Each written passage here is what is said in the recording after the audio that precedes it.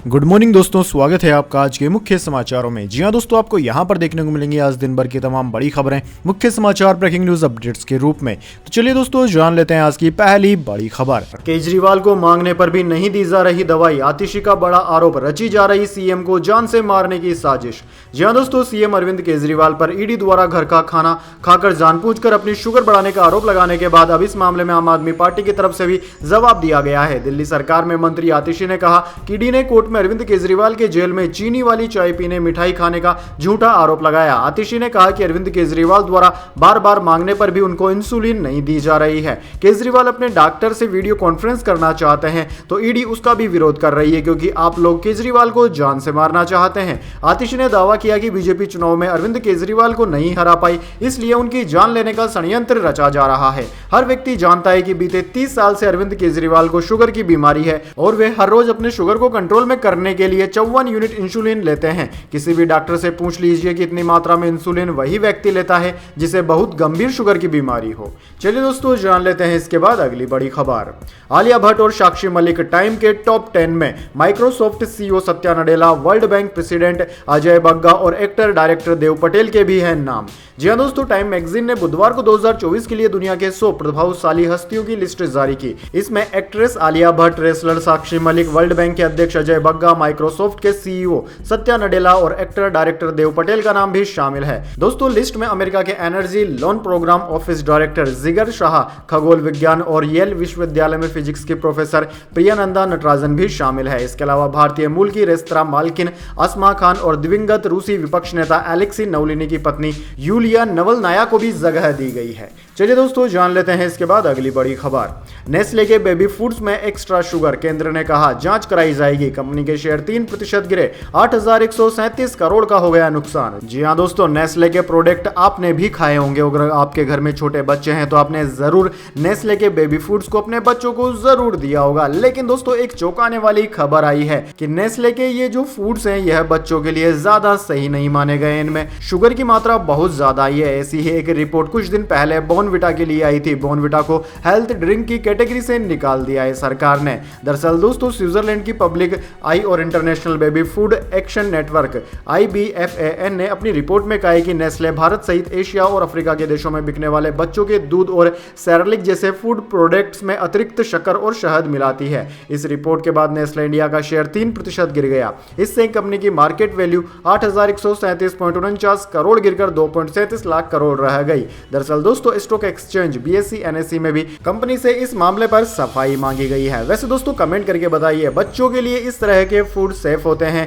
या फिर बच्चों को इस तरह की चीजें नहीं खिलानी चाहिए? कमेंट बॉक्स में अपनी राय जरूर दें। चलिए दोस्तों, जान लेते हैं इसके बाद अगली बड़ी खबर। नाराज मुख्यमंत्री मोहन यादव रोड शो छोड़कर निकले, रास्ते में खराब हुआ प्रचार रथ, सुरक्षा कर्मियों को देना पड़ा धक्का। जी हां दोस्तों, मध्य प्रदेश के भिंड में बीजेपी प्रत्याशी संध्या राय का नामांकन दाखिल करवाने पहुंचे मुख्यमंत्री मोहन यादव का रोड शो फ्लॉप हो गया। यहां रोड शो के दौरान बीच रास्ते में ही चुनावी रथ खराब हो गया। रथ को आगे बढ़ाने के लिए सुरक्षा कर्मियों ने धक्का भी दिया, लेकिन आगे नहीं बढ़ सका। इस बात से नाराज होकर सीएम बीच रास्ते में ही रोड शो को छोड़कर रथ से नीचे उतर आए और कार में सवार होकर हेलीपैड के लिए रवाना हो गए। गुरुवार को सीएम मोहन यादव भिंड से बीजेपी की लोकसभा प्रत्याशी संध्या राय का नामांकन दाखिल करवाने के लिए भिंड पहुंचे थे। वह हेलीपैड से कार के जरिए कलेक्टर कार्यालय रवाना हुए। नामांकन दाखिले के बाद सीएम का रोड शो लाहौर चौराहे से शुरू हो गया। सीएम मोहन यादव रथ में सवार हो गए। सीएम का रथ लाहौर चौराहे से शुरू होकर जेल रोड की तरफ आगे बढ़ा, लेकिन रास्ते में ही वह खराब हो गया। इससे मुख्यमंत्री तिलमिला गए और वह रथ से उतरकर सीधे हेलीपैड की ओर रवाना हो गए।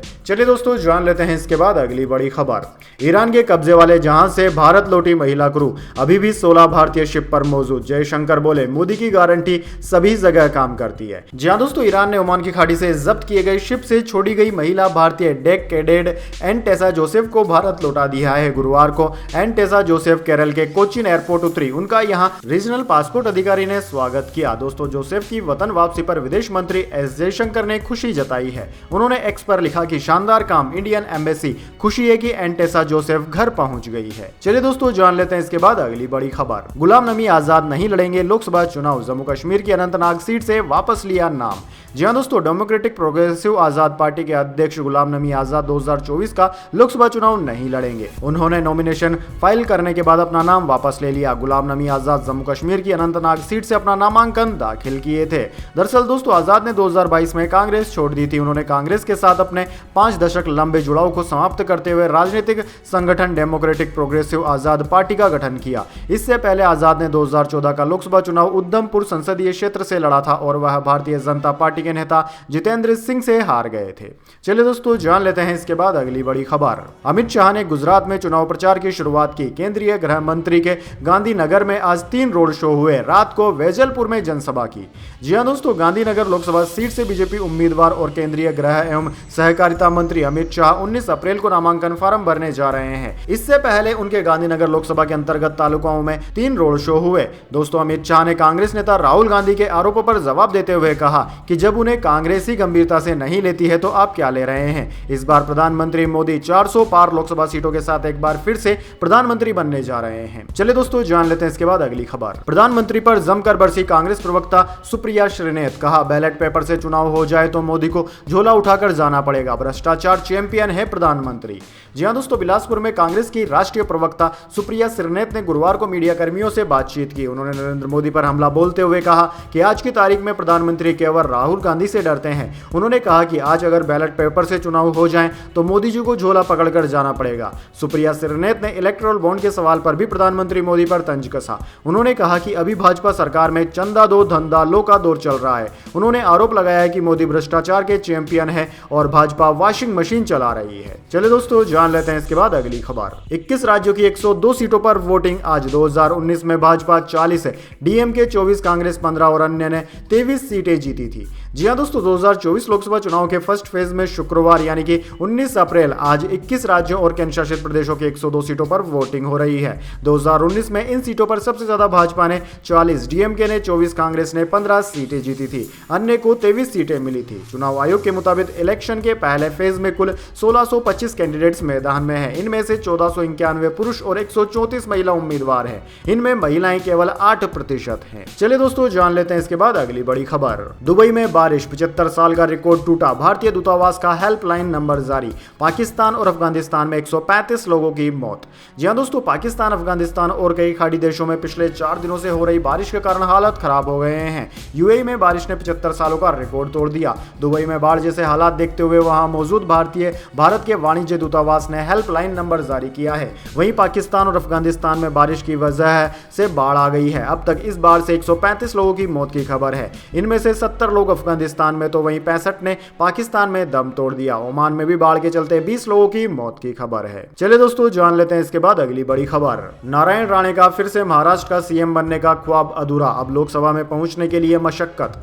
जी हां दोस्तों, नारायण राणे साल 1999 में 9 महीने के लिए महाराष्ट्र के मुख्यमंत्री बने थे। उस साल शिवसेना बीजेपी की गठबंधन सरकार के सत्ता से बेदखल होने के बावजूद उनमें फिर से सीएम की कुर्सी पर वापस लौटने की हसरत किसी से छुपी नहीं रही। साल 2002 में उन पर विलासराव देशमुख सरकार को गिराने के लिए कांग्रेस एनसीपी के कुछ विधायकों को अगवा करने का भी आरोप लगा था। लेकिन दोस्तों, बीजेपी से सहयोग नहीं मिला और प्लान असफल रहा। उद्धव ठाकरे से अनबन के बाद साल 2005 में उन्होंने पार्टी छोड़ दी और कांग्रेस से जुड़ गए। अब उन्होंने लोकसभा जाने का फैसला किया है। ऐसे में सीएम बनने का उनका ख्वाब अधूरा रह गया। चलिए दोस्तों, जान लेते हैं इसके बाद अगली बड़ी खबर। महिला पहलवानों के यौन उत्पीड़न का मामला। सांसद ब्रजभूषण बोले, घटना के वक्त दिल्ली में नहीं था, आरोपों की जांच हो, 26 अप्रैल तक फैसला सुरक्षित।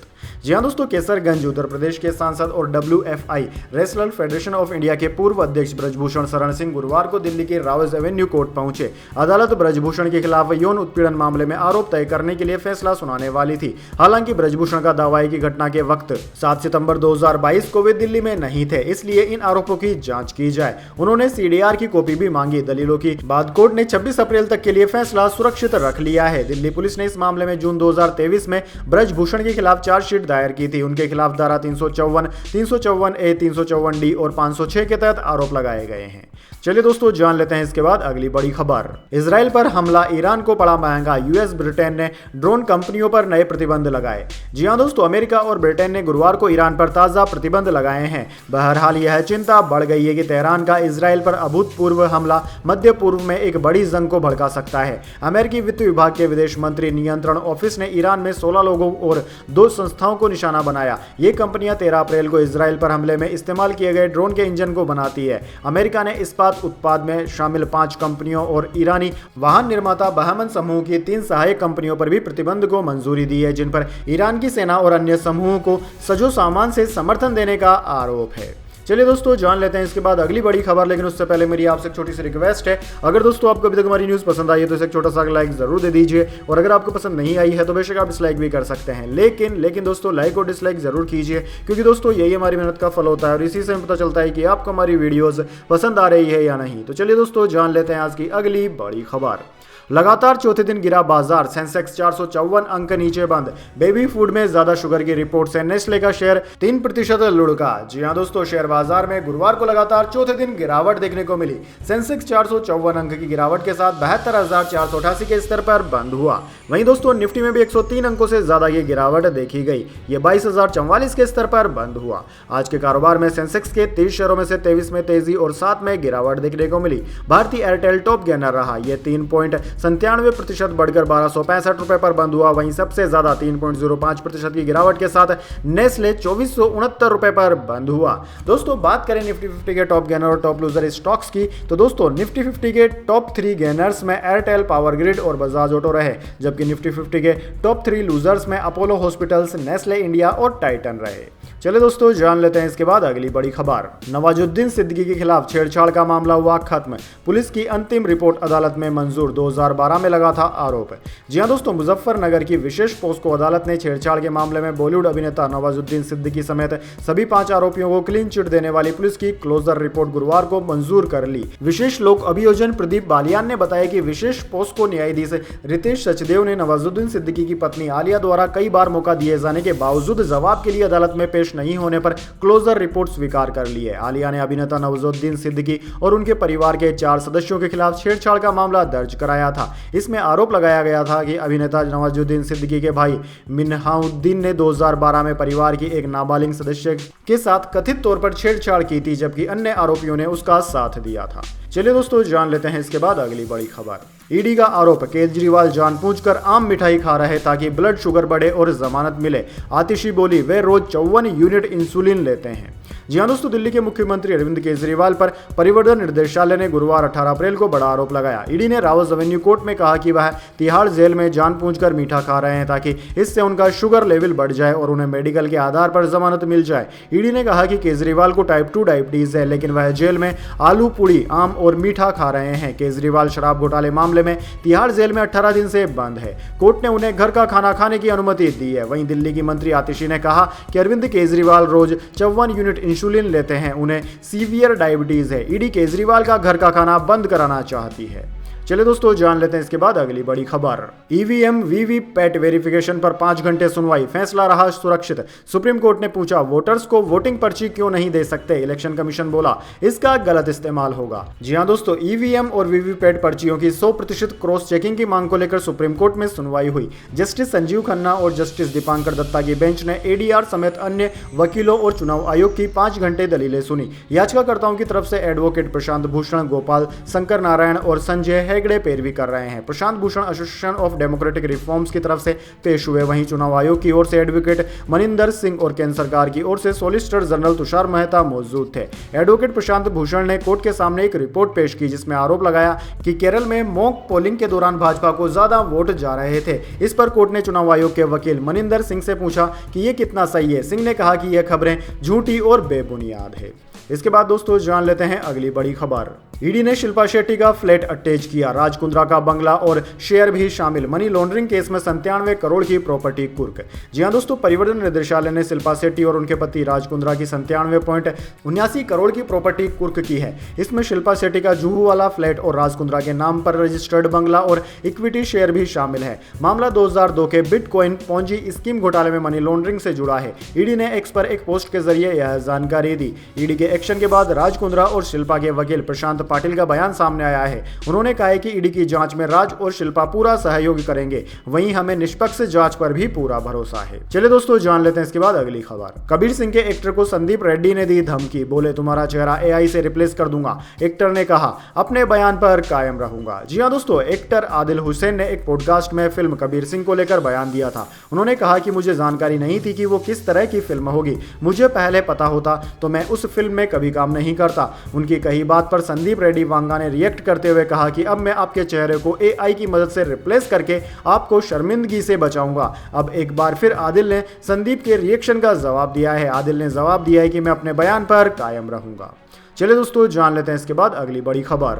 1500 किमी रेंज वाली निर्भय क्रूज मिसाइल का सफल परीक्षण। इसमें देश में बना मॉनिक टर्बोफन इंजन 300 किलो हथियार ले जाने की है क्षमता। जी हां दोस्तों, रक्षा अनुसंधान एवं विकास संगठन डीआरडीओ ने गुरुवार को लंबी दूरी की निर्भय क्रूज मिसाइल का ओडिशा के इंटीग्रेटेड टेस्ट रेंज चांदीपुर में सफल परीक्षण किया। इंडिजीनियस टेक्नोलॉजी क्रूज मिसाइल में भारत में बना मानिक टर्बोफन इंजन लगा हुआ है। साथ ही इसमें इंडिजीनियस प्रोपल्स सिस्टम भी मौजूद है। दोस्तों डीआरडीओ ने बताया कि परीक्षण के दौरान range sensor, electro optical tracking system और टेलीमेट्री के जरिए मिसाइल की टेस्टिंग की गई है। चलिए दोस्तों जान लेते हैं इसके बाद अगली बड़ी खबर। प्रिंस हैरी ने आधिकारिक तौर पर ब्रिटेन छोड़ा। एड्रेस में कैलिफोर्निया का पता लिखवाया। 4 साल से परिवार के साथ अमेरिका में रह रहे। जी हां दोस्तों, प्रिंस हैरी ने शाही परिवार से विवाद के बीच आधिकारिक तौर पर ब्रिटेन छोड़ दिया है। हैरी ने अपने ऑफिशियल एड्रेस में ब्रिटेन की जगह अमेरिका के कैलिफोर्निया का पता लिखवाया है। स्काई न्यूज की रिपोर्ट के मुताबिक टूरिज्म से जुड़ी चैरिटी ट्रेवल लिस्ट के एक दस्तावेज में प्रिंस हैरी के पूरे नाम के साथ उसका प्राइमरी पता कैलिफोर्निया लिखा हुआ था।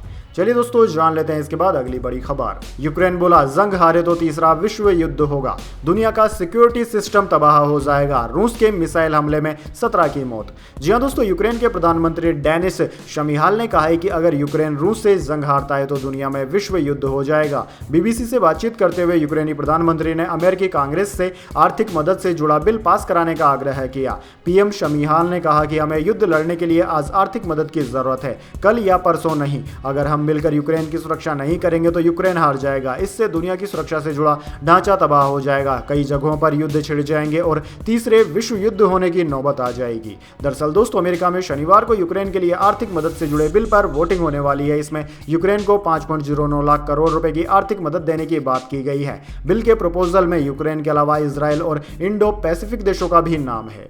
चलिए दोस्तों जान लेते हैं इसके बाद अगली खबर। रोहित ने वर्ल्ड कप को लेकर मीटिंग का खंडन किया। कहा आगरकर द्रविड़ से मुलाकात नहीं हुई, इंपैक्ट प्लेयर नियम के फेवर में नहीं है भारतीय कप्तान। जी हां दोस्तों, टीम इंडिया के कप्तान रोहित शर्मा ने इस बात का खंडन किया है कि T20 वर्ल्ड कप के लिए किसी तरह की उनकी मीटिंग चीफ कोच और चीफ सेलेक्टर के साथ हुई है। रोहित शर्मा ने ऑस्ट्रेलियाई दिग्गज एडम गिलक्रिस्ट और पूर्व इंग्लिश कप्तान माइकल वोन से हुई क्लब प्रियरी फायर पॉडकास्ट पर कई मुद्दों पर बातचीत की। रोहित ने इंपैक्ट प्लेयर के नियम पर जहां पर विचार रखे, वहीं दिनेश कार्तिक और धोनी की बल्लेबाजी की भी तारीफ की। रोहित ने पॉडकास्ट में पूर्व क्रिकेटरों से बातचीत में कहा कि मैं किसी से नहीं मिला। अजीत आगरकर दुबई में कहीं हैं, वो गोल्फ खेल रहे हैं। राहुल द्रविड़ बेंगलुरु में है और अपने बच्चों को खेलते हुए देख रहे हैं। मैं मुंबई में था। ईमानदारी से कहूं तो हम मिले ही नहीं हैं। जब तक आप मुझे राहुल द्रविड़, अजीत या बीसीसीआई के किसी व्यक्ति को कैमरे के सामने आकर बात करते हुए नहीं सुनते, तब तक सब गलत है। तो दोस्तों यह थी आज की तमाम बड़ी खबरें। इसके बाद दोस्तों बारी आती है आज के माइंड क्विज क्वेश्चन की। जी हां दोस्तों, एक आसान से सवाल का जवाब देकर आप जीत सकते हैं एक सरप्राइज गिफ्ट हमारे यूट्यूब चैनल की ओर से। तो दोस्तों आज का सवाल आपकी स्क्रीन पर आ चुका है। किस भारतीय विद्वान ने जीरो का आविष्कार किया था? जी हां दोस्तों, अगर आप जानते हैं किस भारतीय व्यक्ति ने जीरो का आविष्कार किया तो जल्दी से उनका नाम कमेंट बॉक्स में लिख दीजिएगा। दोस्तों आपका जवाब होता है एकदम सही और आप चले जाते हैं लकी विजेता के रूप में, तो आपको मिल सकता है एक सरप्राइज गिफ्ट हमारे यूट्यूब चैनल की ओर से। तो दोस्तों जल्दी से अपना उत्तर कमेंट बॉक्स में लिख दीजिए, वीडियो को लाइक कर लीजिए और चैनल को सब्सक्राइब करके बेल आइकन भी दबा लीजिए। धन्यवाद। वंदे मातरम। जय हिंद, जय भारत।